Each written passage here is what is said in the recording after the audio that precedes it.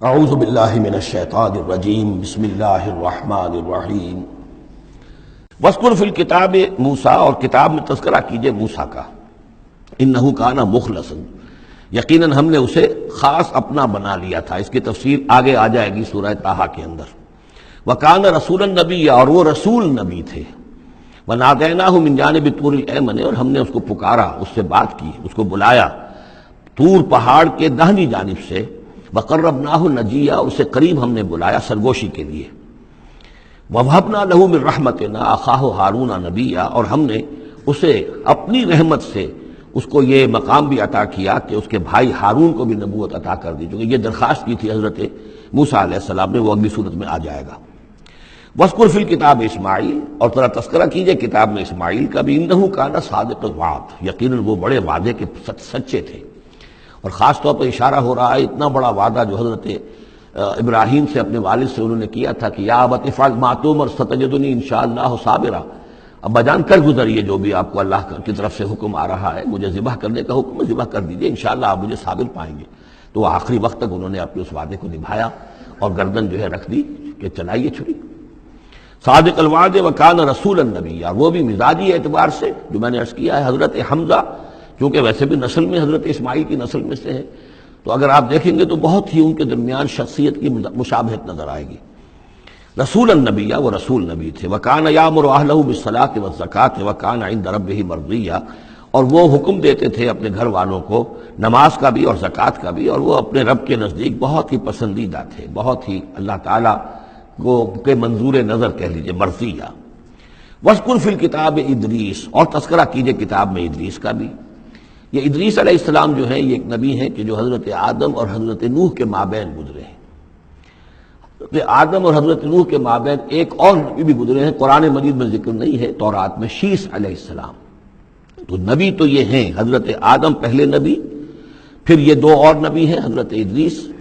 اس تورات میں ان کا نام حنوک ہے، شیس کا نام سیس ہے، وہ تو ٹھیک ہے، اور قرآن مجید میں ان کا تذکرہ بھی نہیں ہے، لیکن حضرت ادریس کا حنوک نام ہے وہاں۔ لیکن یہ کہ یہ دونوں ہیں درمیان میں حضرت آدم اور حضرت نوح علیہ السلام، پہلے رسول حضرت نوح علیہ السلام ہے، یہ دونوں نبی ہیں صرف۔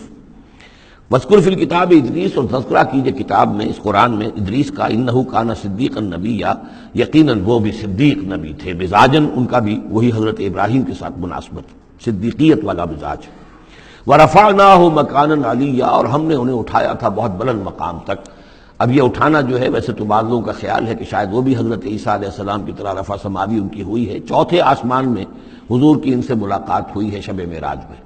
لیکن ایک مفہوم اس کا یہ بھی ہے کہ اونچا مقام دینا، بلند مقام دینا، اس لیے کہ یہاں الہ نہیں ہے، وہاں جو ہے وہ رافعک الیہ، جہاں کہا گیا حضرت عیسیٰ کے بارے میں تمہیں اٹھانے والا ہوں اپنی طرف، تو اس سے مفہوم جو ہے بہت معین ہو جاتا ہے، یہاں ضروری نہیں ہے کہ وہ مفہوم لیا جائے۔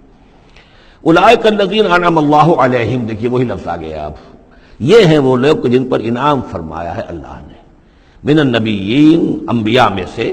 اب ہم کیونکہ منعم علیہم کے چار طبقات تھے، ان میں سے یہ انبیاء کا تذکرہ ہو رہا ہے سب کا۔ تو من النبیین، من ذریۃ آدم، اولاد آدم میں سے، وممن حملنا مع نوح، اور پھر بعد ان میں سے ان کی نسل میں سے ہے جنہیں ہم نے نوح کے ساتھ اس کشتی میں سوار کرایا، ومن ذریۃ ابراہیم، اور پھر ذریۃ ابراہیم میں سے ہیں ان کی اولاد سے، و اسرائیل، اور حضرت یعقوب کی نسل سے ہیں، وممن ہدینا واجتبینا، اور جنہیں کہ ہم نے ہدایت دی اور جنہیں ہم نے چن لیا، پسند کر لیا۔ اذا تتلی علیہم آیات الرحمن، ان کی کیفیت یہ ہوتی تھی کہ جب رحمان کی آیات ان کو پڑھ کر سنائی جاتی تھی، خروا سجدا و بکیا، تو وہ گر پڑتے تھے اللہ کی جناب میں سجدہ کرتے ہوئے، روتے ہوئے۔ فخلف من بعدہم خلف، پھر ان کی جگہ پر بعد میں آ گئے، ان کے جانشین ہوئے، ان کے وارث ہوئے ایسے ناخلف لوگ۔ یہ خلف کا لفظ جب آتا ہے لام کی جزم کے ساتھ تو ناخلف، یعنی ایسے لوگ کہ جو اپنے اسلاف کے کردار اور ان کی بزرگی جو ہے اس کو برباد کرنے والے، تباہ کرنے والے، ان کی نیک نامی کو بٹا لگانے والے ہوں، ناخلف۔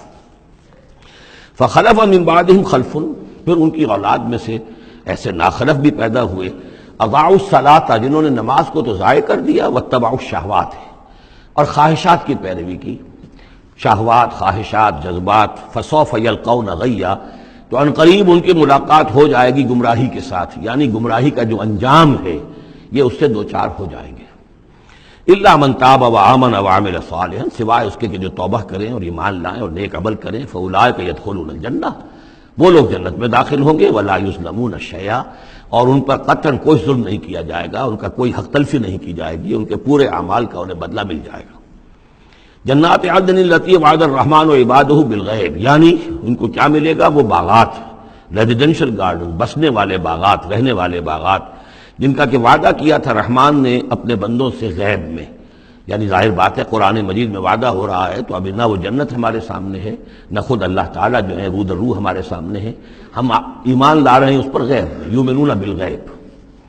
انہ کان وعدہ ماتیا، یقیناً اس کا وعدہ جو ہے وہ تو پورا ہونے والا ہی ہے، اس کو تو وقت پر پہنچنا ہی ہے، اب وہ اپنی جگہ پر پختہ ثابت ہوگا۔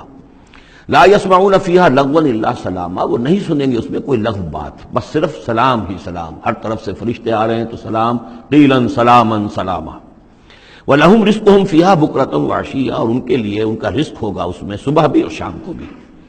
تِلْكَ الْجَنَّةُ الَّتِي نُورِثُ مِنْ عِبَادِنَا مَنْ كَانَ تَقِيًّا، یہ ہے وہ جنت جس کو کہ ہم جس کے وارث بنائیں گے ہم اپنے بندوں میں سے ان کو کہ جو متقی ہوں گے، خدا ترس ہوں گے، اللہ سے ڈرنے والے ہوں گے۔ وَمَا نَتَنَزَّلُ إِلَّا بِأَمْرِ رَبِّكَ، اور اے نبی ہم نہیں نازل ہوتے مگر آپ کے رب کے حکم سے۔ لَهُ مَا بَيْنَ أَيْدِينَا وَمَا خَلْفَنَا وَمَا بَيْنَ ذَلِكَ وَمَا كَانَ رَبُّكَ نَسِيًّا، اسی کے اختیار میں ہے جو کچھ ہمارے سامنے ہے اور جو کچھ ہمارے پیچھے ہے اور جو ان دونوں کے مابین ہے، اور اے نبی آپ کا رب بھولنے والا نہیں ہے۔ یہ بہت اہم مضمون ہے، اور در حقیقت ایک مضمون کا یوں سمجھیے کہ سلسلہ شروع ہو رہا ہے جس کی پہلی کڑی یہ ہے۔ اس کو یوں سمجھیے کہ حضور صلی اللہ علیہ وسلم کو جو قرآن مجید سے شغف تھا اور محبت تھی اور شوق تھا آپ کا، تو جو وقفہ پڑ جاتا تھا وحی میں وہ آپ پر بڑا شاق گزرتا تھا۔ آپ چاہتے تھے کہ وحی جلدی جلدی آئے تاکہ آپ اس سے اور اپنے وجود پرنور کو مزید منور کریں۔ آپ جو ہے قرآن مجید سے جو آپ کو عشق تھا اس کے بنا پر اس میں آپ کو اجلت رہتی تھی کہ جلدی آئے قرآن۔ تو اس حوالے سے آپ نے حضرت جبرائیل سے شکوہ کیا کہ آپ وقفے وقفے سے آتے ہیں، ہم انتظار کرتے رہتے ہیں۔ اس کا یہ جواب ہے جو جہاں دیا جا رہا ہے، وَمَا نَتَنَزَّلُ إِلَّا بِأَمْرِ رَبِّكَ، اے نبی ہم اپنی مرضی سے نہیں نازل ہو سکتے، ہم نہیں نازل ہوتے مگر آپ کے رب کے حکم سے۔ لہو ما بین ایدینا، یہ بہت ہی یعنی یوں سمجھیے کہ گہرے الفاظ ہیں۔ لہو ما بین ایدینا وما خلفنا، جو ہمارے آگے ہے اس کا اختیار بھی اللہ ہی کا ہے، جو ہمارے پیچھے ہے اس کا اختیار بھی اللہ ہی کا ہے۔ وما بینہما وما بین ذالک، آگے اور پیچھے کے مابین کون ہے پھر؟ ہم، میں، میرا وجود، میرے آگے میرے پیچھے، اور ان دونوں کے درمیان کون ہے؟ میں گویا کہ بالکلیہ اللہ تعالیٰ کے حکم کے تابع ہوں۔ فرشتے کی یہی شان ہے کہ فرشتہ جو ہے یفعلون ما یؤمرون، جو حکم ملتا ہے، لا یعصون اللہ ما امرہم، ان کا معاملہ یہ ہے کہ جو بھی اللہ کا حکم ہے گویا کہ وہ تو اس سے سرتابی نہیں کرتے، سرے منہ اس میں فرق نہیں ڈالتے۔ وما نتنزل الا بامر ربک، ہم نہیں اترتے یا اتر سکتے مگر آپ کے رب کے حکم سے، جب اسی کی مصلحت اور اسی کی مشیت ہوتی ہے وہ وحی دے کر ہمیں بھیجتا ہے۔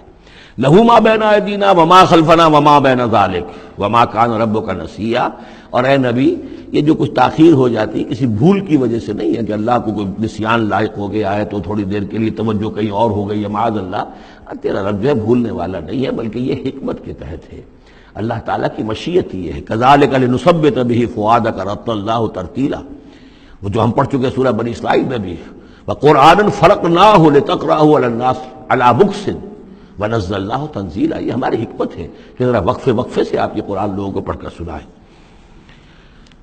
رب السماوات والارض، وہ رب ہے آسمانوں کا اور زمین کا، وما بینہما، اور جو ان دونوں کے مابین ہے، فاعبدہ، پس اسی کی بندگی اور پرستش کیجئے، واصطبر علیہ لعبادتہ، اور اس کی عبادت کے اوپر پوری طرح جمے رہیے، صبر کیجئے۔ ہل تعلم لہ سمیہ، تو کیا تم جانتے ہو کہ اس کی سی شان کا کوئی اور ہستی ہے؟ ظاہر بات ہے جو شان اللہ کی ہے اس کی سی شان رکھنے والی کوئی اور ہستی کائنات میں موجود نہیں۔ صدق اللہ العظیم۔